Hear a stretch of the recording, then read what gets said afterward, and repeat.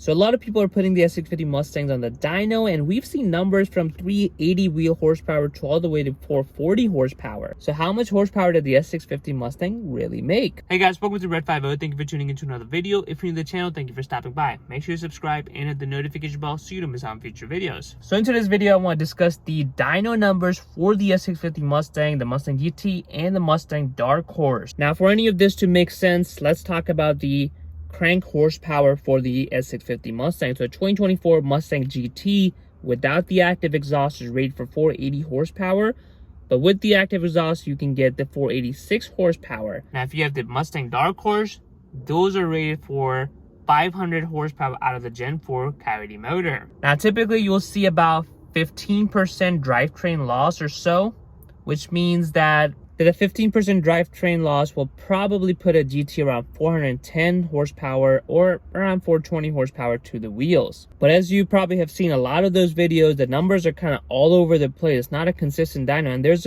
one major reason why that's the case. And that is not being able to tune the Mustangs just yet. So what happens is that there's a 1-to-1 gear ratio. So if you're seeing a Mustang that is making a pull with the 10-speed transmission, the 1-to-1 gear ratio is going to be 7th gear. Now if you're seeing a Mustang that is dynoing with the MT82 6-speed manual transmission, the 1-to-1 gear ratio is going to be the 5th gear. Now typically when you dyno, you want to dyno in the 1-to-1 gear ratio, which is something that everyone knows, and most people will basically dyno in 1-to-1 gear ratio to get the most accurate horsepower to the wheels. Now, as you guys know, the S650 Mustangs cannot be tuned just yet, so there's no tuner on them. And of course, when Ford ships out these cars, they've got a speed limiter. So once the speed limiter kicks in, it kind of cuts off the power and you just cannot go further than that, obviously. The Mustang GT, I believe the speed limiter is around 155 miles per hour. So that means as you kind of hit that speed limiter, it's going to stop making more power because it's going to cut off the fuel, which obviously impacts how much you can really make. So essentially what I'm saying is, if you were dynoing the S650 Mustang in a 7th gear for the 10-speed transmission or the 5th gear for the MT82, which are obviously the 1-to-1 ratio, you're not going to be able to go across the entire RPM because you're going to hit the speed limiter before you get to the 7,400 RPM. So your speed limiter is probably going to kick in around 6,500 RPM or so, which means your fuel is going to get cut off and you're not going to get the accurate dyno reading. And because you cannot tune these S650 Mustangs just yet, you're not able to remove these speed limiters. So you're forced to basically either run it in a lower gear, which is not a 1-to-1 ratio. So a lot of dynos I have seen for the 10-speed transmission are being done in a 5th gear, which is not a 1-to-1 ratio. And similarly for the 6-speed transmission, the manual transmission, we're seeing a lot of dyno videos being posted with the 4th gear as opposed to 5th gear, which is the 1-to-1 ratio for the MT82.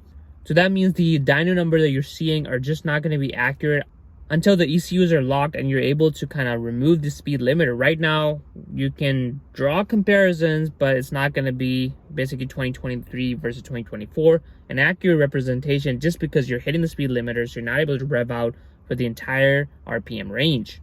And of course, all the dynos are different, so not every dyno is going to be the same. So there you can calibrate the dyno however you want to. So you can kind of fudge up the numbers if you wanted to. But even like the true dyno videos, like honest dyno videos, you're going to see that different because you're not able to remove the speed limiter. So a lot of people have been posting that the S650 Mustang makes less power than the S550 Mustang. And that's probably because the S550 Mustang is being dynoed in 7th gear, which is a 1-to-1 ratio, as opposed to the S650 Mustang, which is not being dynoed in the 1-to-1 ratio gear, which would be the 7th gear. And that obviously changes the numbers, so you're not going to get an accurate representation until we can get someone who can tune the Mustangs, which we might be a couple years out. So the one way to find out is how fast they are in the 0 to 60 quarter mile time. And what I've seen so far, they're pretty much neck and neck.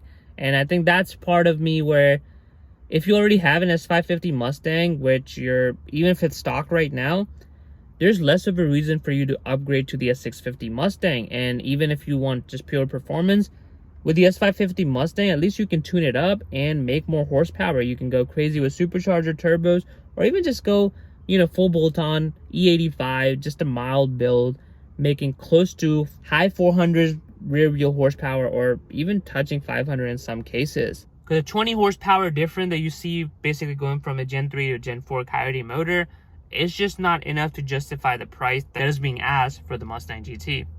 So yeah, I just wanted to put this video out because I've seen a lot of comments on these videos and even on the forums where people are like, oh, the S650 Mustang makes less horsepower or than the S550 Mustang, and they're kind of disappointed and all of that. But you have to remember, you cannot dyno the S650 Mustang to its full potential just yet because of the 1-to-1 gear ratio and the speed limiter that cannot be moved because there is no tune available just yet for the S650 Mustang. You just cannot get into ECU and remove the speed limiter. I really hope they can figure out a way to unlock the ECU, because not only are you going to get true comparison, but people can start modifying them and see how the dual intakes and dual throttle body really responds to tuning, and you might be able to get a lot more power with just a tune compared to the S550 Mustang GTs. Well guys, I hope you enjoyed this video. Comment below, what are your thoughts on the dyno numbers for the S650 Mustang? Are they kind of aligned with what you kind of expected, or you think the S650 is just not worth it? Like, I feel like if you have the S550 Mustang, it's a little bit difficult to justify the upgrade to the S650 Mustang. Hopefully that's not going to be the case once we can start tuning them up, but that seems to be it for now. If you enjoyed this video, make sure you smash that like button and of course subscribe to Red 50 for more videos.